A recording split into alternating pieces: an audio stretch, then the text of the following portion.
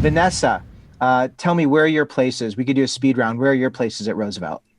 Kind of the same Center for Student Involvement. That's where I also applied to be an orientation leader. I would say the Learning Commons, which is on the 10th floor in the library. That's where I'm a peer mentor. And I would also say in like the first floor of our auditorium building, we have two buildings. So is located both multicultural student support service with Miss Pam, and the other office that's there is the McNair office.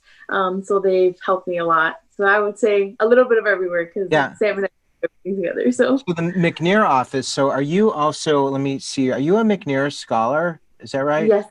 So with McNair, if you are interested in going to grad school, they kind of help you with the whole process. So they prepare you in terms of making sure you can have experience. So by experience, I mean like research. So I was able to conduct two research studies with their office, and they also prepare you for any tests. So for me, I had to take the GRE, so they gave us free courses, and they just help us with that. They pay for also the test, and they send you to conferences to present your research, and then they also help you with applications to grad school. So for that, they have waivers, and I've been able to waive all my application fees for grad school. So they've just been so amazing and like helping me prepare and get to grad school. So yeah. McNair, for those who aren't familiar, is part of the TRIO programs, which are grant-based programs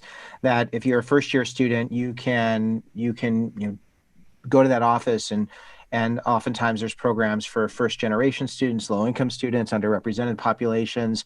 And what's great is they give you community and waivers and offer amazing support.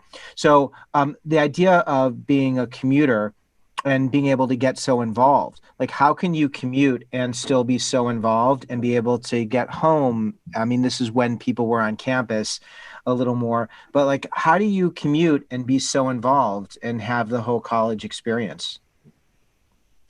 I would say it's all about planning, making sure that you have enough time, looking at your schedule, making sure that this is something that you would be able to handle. So Sam and I were in a lot of things on campus, and a lot of people often tell us like we're crazy, or they tell us, you have a lot on your plate, maybe you should, relax. But we all like we know how to time manage, especially with being a peer mentor.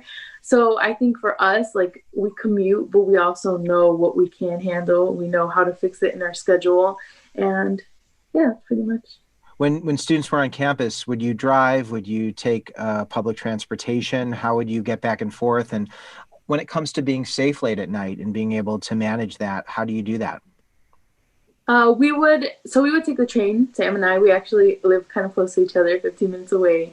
So we would take the train together. I think we've always aimed at like having kind of a buddy system, and we became best buddies. So we always go to school together. We come back together.